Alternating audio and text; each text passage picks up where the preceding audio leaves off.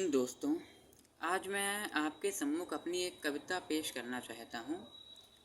ये कविता मैं प्रस्तुत कर रहा हूँ, इसका कारण यह है कि मैं ये मानता हूँ कि मैंने अपनी इस कविता में भारतीय संस्कृति को दिखाया है और कुछ हद तक शायद आप मेरी कविता से कुछ सीख सकें, तो इसलिए मैं अपनी इस कविता को सुना रहा हूँ।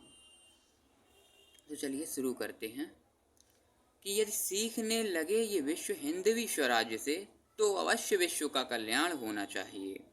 ये सीखने लगे ये विश्व हिंदवी स्वराज्य से, तो अवश्य विश्व का कल्याण होना चाहिए। यदि शेष है निर्धर्म की अनुभूति भी निज अंक में, तो हिंद सरता विश्व में अविरत ही बहनी चाहिए। उर्वशी जैसी कथा हर नर को पढ़नी चाहिए, और धार करे है धारणा हर नर को धरनी चाहिए। तू कलंकित कर रहा किरदार है मनु रूप का, उन पूर्वजों की शान में नतमस्त होना चाहिए। वह पुरु जो बोल दे मैं सुर नहीं मैं श्रेष्ठ हूँ, उस पुरु के सर पे तो सुरताज होना चाहिए। सुर सुरा में लीन सुरपति साधते हैं मनुज को, उस मनुज पे तो मनुज को नाज होना चाहिए। तुम आधुनिकता के शिखर पर तौलते अध्यात्म हो, वेद सम्मुख यह शिखर पग धूल होना चाहिए। और एक अप्सरा भी मुग्ध है जिन शौर्य की गाथाओं पर, इस युग कली के काल में वह शौर्य सुनना चाहिए।